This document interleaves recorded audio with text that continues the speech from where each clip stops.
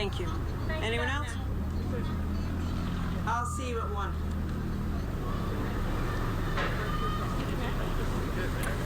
All right, the governor there is leaving. She just wrapped up a press conference that started about half an hour ago. The headlines here for you this afternoon that you need to know as we go into this noon show or keep going with it is that she has activated the National Guard. The National Guard has been activated.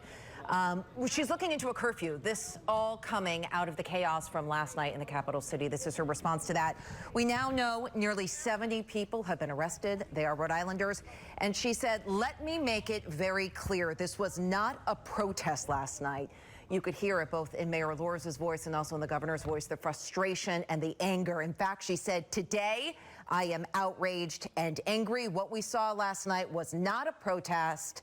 It was an attack.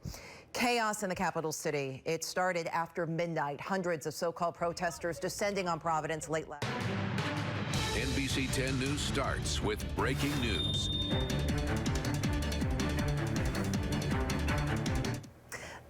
The violence erupting in the capital city, as I mentioned, it started after midnight and it went into the early morning hours. We just learned nearly 70 people have been arrested, while a lot of folks are coming from out of state. At the same time, the 70 arrests were happening from Rhode Islanders, according to the governor just now in that press conference. Providence Place Mall is where it started, and then... What we saw last night, these are folks that gathered purposefully late at night. They weren't coming together to peacefully protest.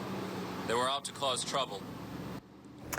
So earlier, we heard about 35 to 40 arrests, then it went up to 65. We just learned nearly 70 people have been arrested, and we just also learned that a handful of them, all but a handful of them, are Rhode Islanders. It was a long night of violence. It left destruction in downtown Providence, business to business.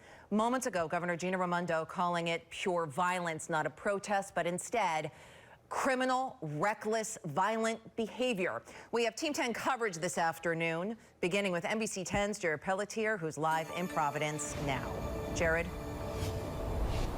Allison, good afternoon. I was here all morning, and it was a very tense morning. We know yesterday there was a social media post going around promoting looting